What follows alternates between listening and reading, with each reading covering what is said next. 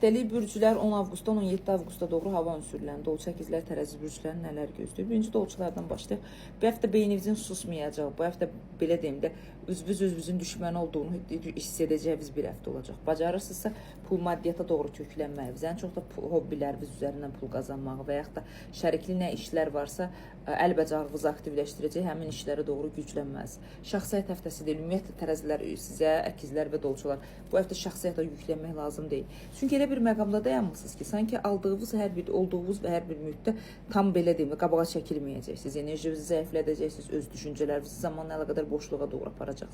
Bacarırsınızsa dəngəli bir şəkildə həyatınızı idarə etməyə çalışın. Çünki gedişatınız o qədər dəngəsiz vəziyyətdədir. Özünüzü aktivləşdirə bilməyirsiniz. Enerjiləriniz də zamanla əlaqədar olaraq boşluqda olacaq. Ümumi dəyərləndirə bilsək dolçalar, bəli, dolça kişilər qüdrətli olacaqsınız, məntiqi olaraq, ağıllı olaraq idarə etməyə bacaracaqsınız. Amma dolça qadınlar danışığımıza, ifadə etdiyimiz sözlərə, hər bir şeyə ciddi şəkildə fikir verməli. Çünki bu həftə özümüzün düşməni olduğumuzu hiss edəcəyik.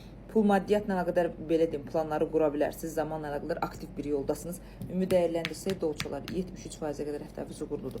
Əkizlər, siz tamamilə bu həftə pul həftəsini aktivləşirsiniz. Çünki ruzi ayağınızda aktivdir. Ruzi ilə əlaqədar hesablamalar, ruzi ilə əlaqədar mədaxil, məxaric, kalkulyator kimi hər şeyi hesablamalısınız. Keçmişdən olan yarımçıq olan borclarınızı da hesablamağa, belə deyim də problemlərinizi də aktivləşdirə bilərsiniz. Və bu həftə bilirsiniz necə hər kəsi həyatınızdan çıxaracaqsınız. Bu iş kollektivi ola bilər, münasibət ola bilər. Hər kəsi ya özünüz uzaqlaşacaq, ya da uzaqlaşdıracaq. Çünki maskalanıram, özümü dəyişməyə çalışıram və özümü beyin olaraq, məntiq olaraq, yazılar olaraq, sənəd olaraq gücləndirmək istəyirəm və mükəmməl bir şansınızı çox qurcalamaq istəmirəm.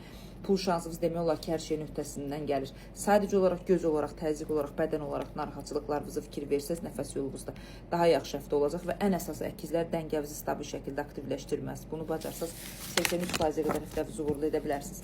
Tərəzilər üçün isə katastrofik bir həftədir. Mənə hər zaman deyək ki, tərəziləri istəmirsiniz. Onluq deyil. Tərəzilərin yüklənmələri getdikcə artır. Yarımçıqlar artır. Bu işi burada yarımçıq olur, bu işi burada yarımçıq olur və stabil şəkildə tərəzilər həftənizi uğurlu apara bilmirsiniz. Bacardığınız qədər zamana doğru fiziki qüvvənizi artırın. Bədən enerjinizi gücləndirməyə çalışın.